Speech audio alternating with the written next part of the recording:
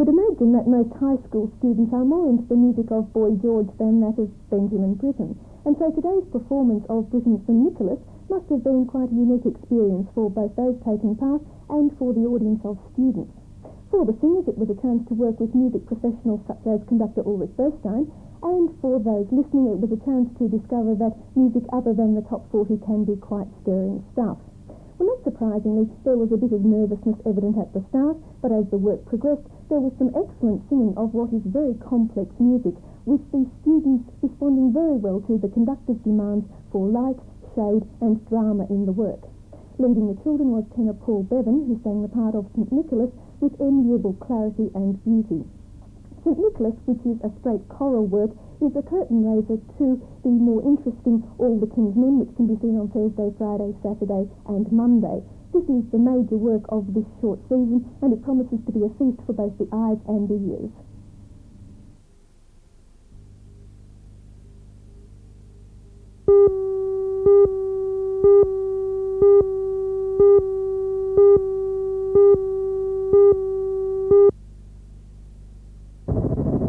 22 weeks, the project to triple the capacity of Glenbourne Dam has been at a standstill, while unionists carried on a fight for more money. Yesterday, it looked as if the long-running dispute was over. Following negotiations led by the Strait and Labour Council, a meeting of all unions involved voted 22 to 12 to return to work. However, the AMFSU, AWU and BWIU then decided to continue their fight, and their claims are back in the arbitration court. The only breakthrough is that members of the FEDFA, the plant operators on the site who were stood down by the contractor Citra, have been signed on again. The work on the dam will take 27 months to complete. The Water Resources Commission is still hoping that work will begin this week.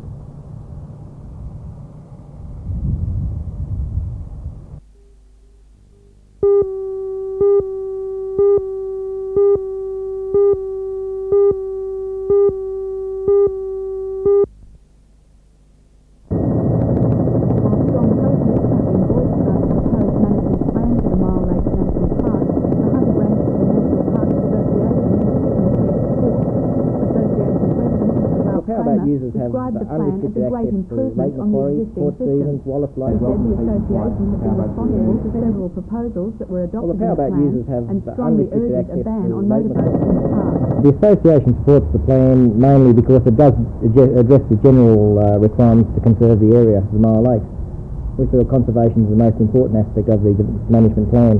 What about the thousands of people who've been using the area for years and the people like hire boat operators who rely on the lake for their livelihood? Surely you can appreciate why they're up in arms? Well, I can appreciate that maybe they'll lose some businesses, but there's room for more passive forms of hire boats, such as canoes and sailing boats. The power boats and the Mile Lakes are incompatible as far as we're concerned. What alternatives would you suggest to powerboat enthusiasts? Well, the powerboat users have unrestricted access to Lake Macquarie, Port Stephens, Wallace Lake and the Hunter River and various other locations, so surely the Mile Lakes can be left aside for a more passive form of recreation.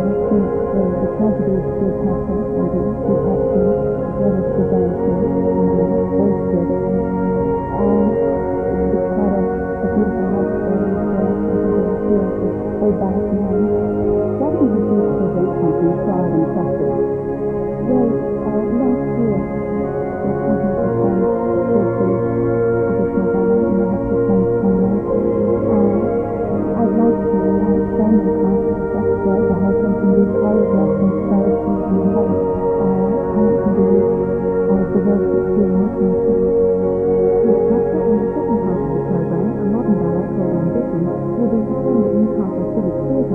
October the 23rd.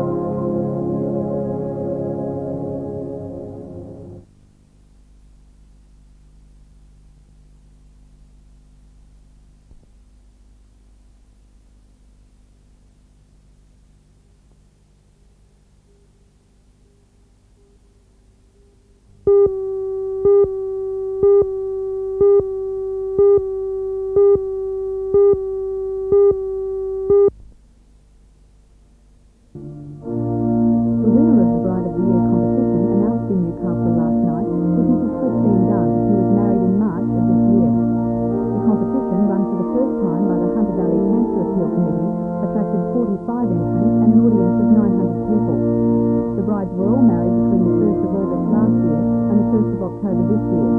They modelled their gowns, which were made of German and Italian made, jewelled chiffon and silk, and headpieces, which ranged from traditional veils to hats and tiaras.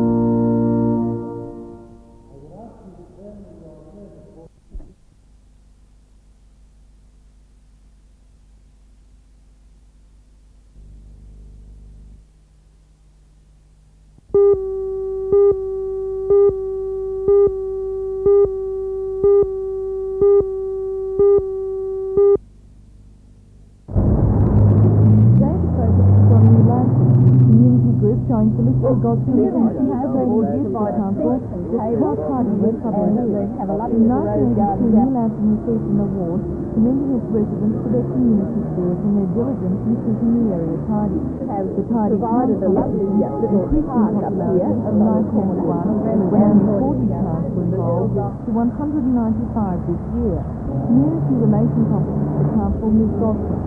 Apart from an obvious absence of litter and things like that, we're looking for the planting of trees, anything that will beautify the environment, and particularly with community involvement, and I hasten to add in association with local government.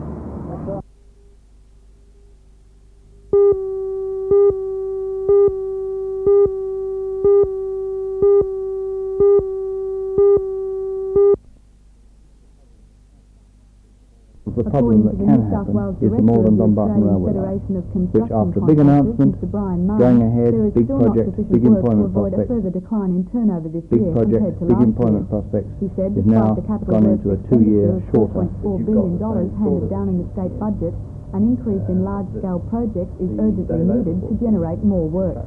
Do you think the state government is doing enough? The difficulty is that the money that is spread out is spread too thinly. There are small projects all over the place, but if there can be more big projects under construction, then the contractors can get to grips with the employment issue, which is what the government wants. What local works do you think need to be emphasised? The local works that have to be stressed are the Maitland Bypass, the freeway west of Lake Macquarie, and the maintaining of the works on the Hunter Bridge at Hexham. A typical example of the problem that can happen is the Malden Dumbarton Railway line, which after a big announcement, going ahead, big project, big employment prospects, is now gone into a 2-year longer construction phase. And one hopes that's not going to happen to local works here in Newcastle.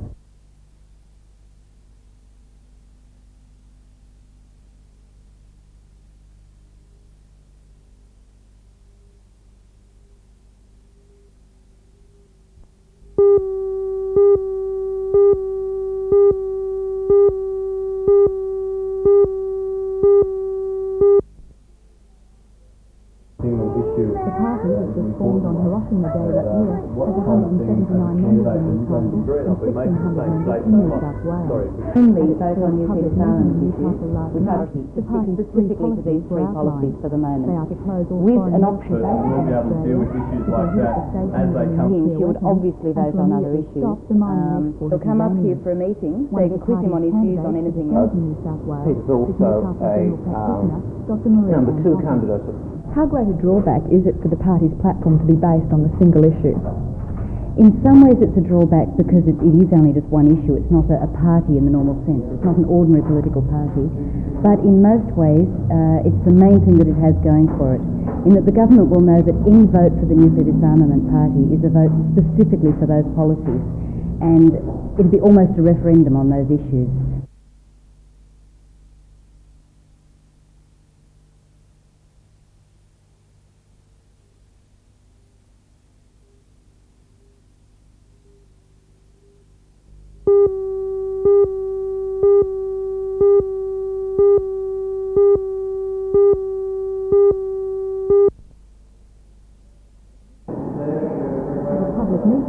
Newcastle last night, the plans for the old police building were unveiled. They include a Heritage Centre bookshop, National Trust office, general offices for the Hunter Heritage Centre and audio-visual displays.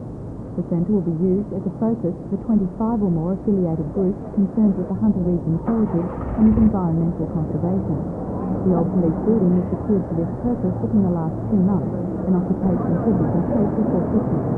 The road anxious can expect to have an open day will be held on October the 27th. Communication is the art of conservation.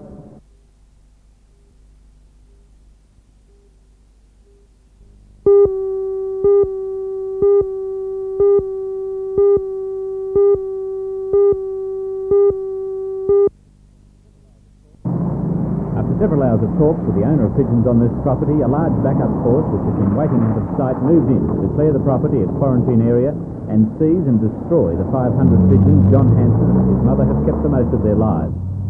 The somewhat heavy-handed approach naturally triggered emotions. And that led to the rather embarrassed raiding officers wanting the media out of the way as quickly as possible. This will kill my mother. I hope you all realise it. My father died because of harassment over pigeons. My mother will die the same way. We've been informed that the area is quarantined. Well, we'd just like to know specifically what area is is quarantined. Claiming powers under the Quarantine Act, police ordered us off the property, but then realised an adjoining property was not quarantined. The argument went on. Prepared press releases carried by Quarantine and Agriculture officers detailed the argument for the raid.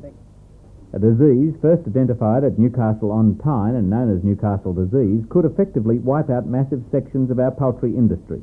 The disease is carried by pigeons. An order to seize and destroy all the birds on this property has been issued. And how many birds are there?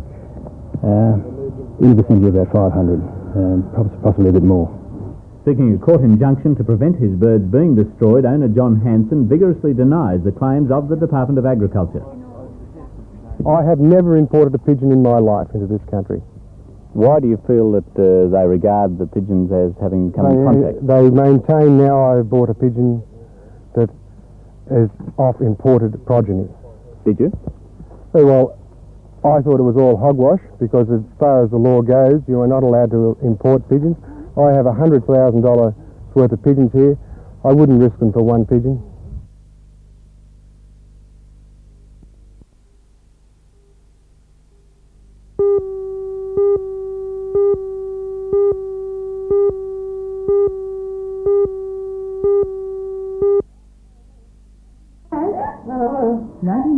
Marks the first year in which the traditional methods of training nurses will be changed into college-based nurse education. Over 300 nursing students are expected to enrol in the Newcastle College Advanced Education Nursing course.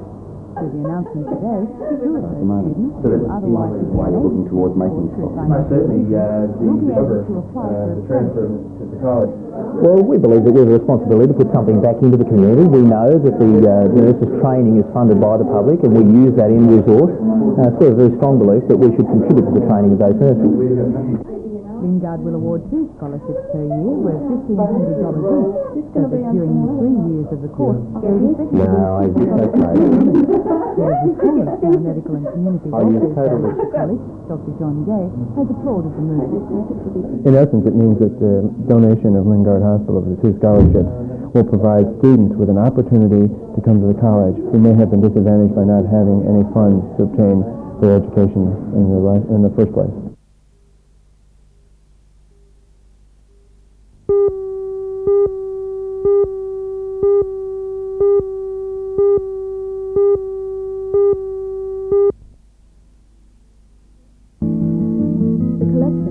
Several pieces that are the only known examples of their type, as well as old classics such as the Shelley Girl, who was released from 1925 to 1930, wearing a different coloured dress each year. Although Shelley Carter is known mainly for its fine teaware, the exhibition also features earthenware, including Walter Slater Cressoni pieces and a range of lustres. More eccentric designs are also included, as well as a range of children's china, all bearing the distinctive Shelley mark. The exhibition items are not for sale and are to be treated with the utmost respect. This glass-riding Cabrio cat was designed by Frederick Reed, Shelley's artistic director at the turn of the last century. It's conservatively valued at $2,000.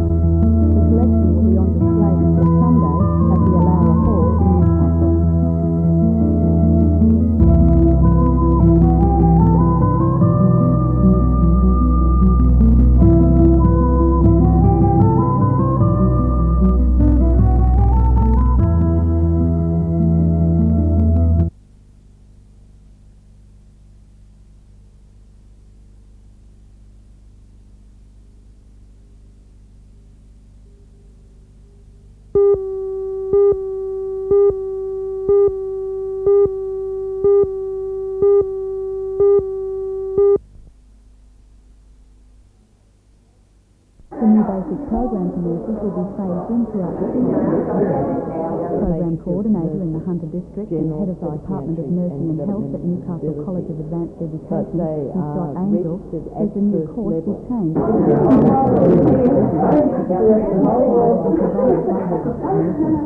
She says the college intends to tailor existing courses in administration and management to meet the new requirements. It's going to bring about an enormous change for the role of the expert practitioner, because with the supervision that would be required by the graduates of programs, their role will build up into one of practitioner-teacher, and that's going to be one of the most important roles in the future. Do you see this as a good thing for the nursing profession? I see it as a good thing not only for the nursing profession but society as a whole, because now nurses can function fully in the role for which they have prepared themselves for many years but never been able to.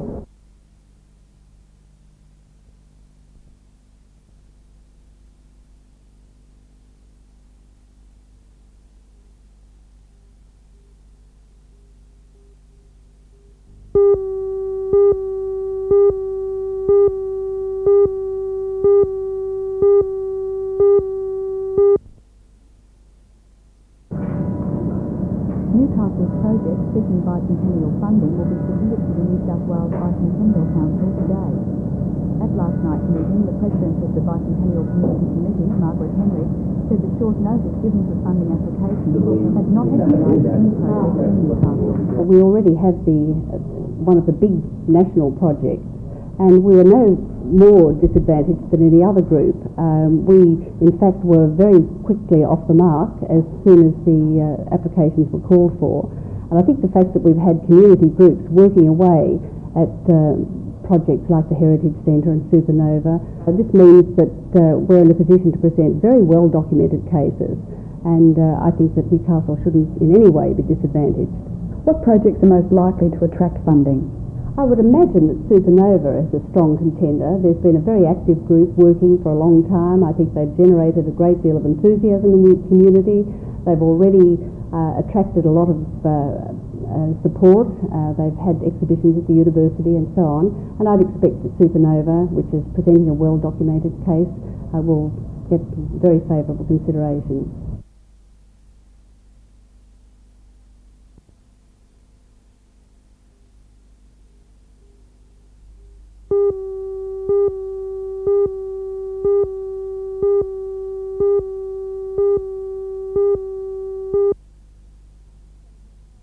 Other projects following close behind the Open Air Museum on the list are the Supernova Science Museum and the Shortland Wetlands Preservation Plan.